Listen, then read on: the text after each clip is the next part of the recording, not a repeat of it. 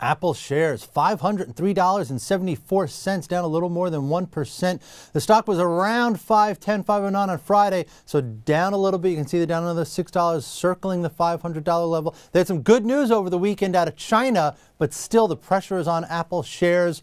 Market Watch's Dan Gallagher got up early to come talk to us today on this one. Dan, what's the latest with Apple today?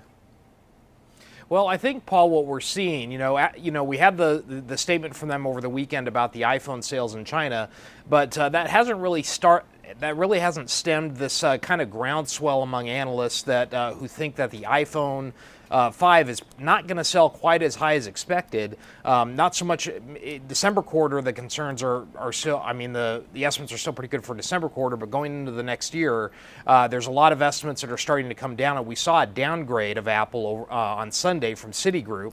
And that's the first, I think, significant broker that's made a downgrade of Apple in quite some time. And that's really built on some negative sentiment on these guys. Yeah, I thought the Citigroup note was interesting because they said that they were talking to suppliers in Asia, and they said at the beginning last week, and at the beginning of the week, everything sounded great, and by the end of the week, it had become apparent that Apple was cutting orders.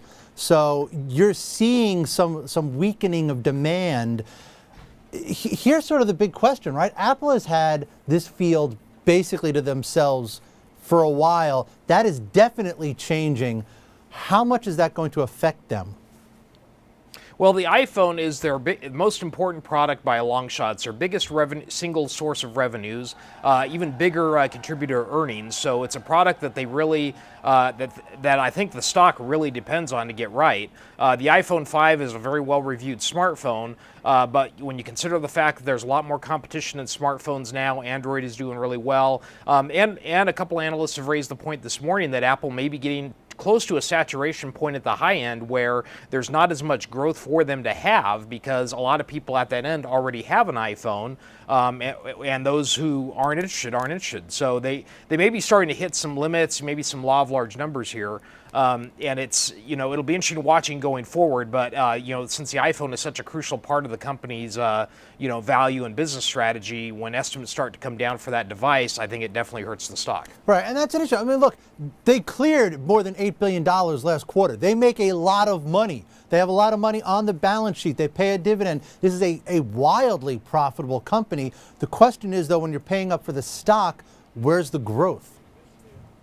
That's absolutely true. And even if some of these estimates are going to come true in 2013, they're still probably going to be one of the most profitable companies in the tech sector by a long shot.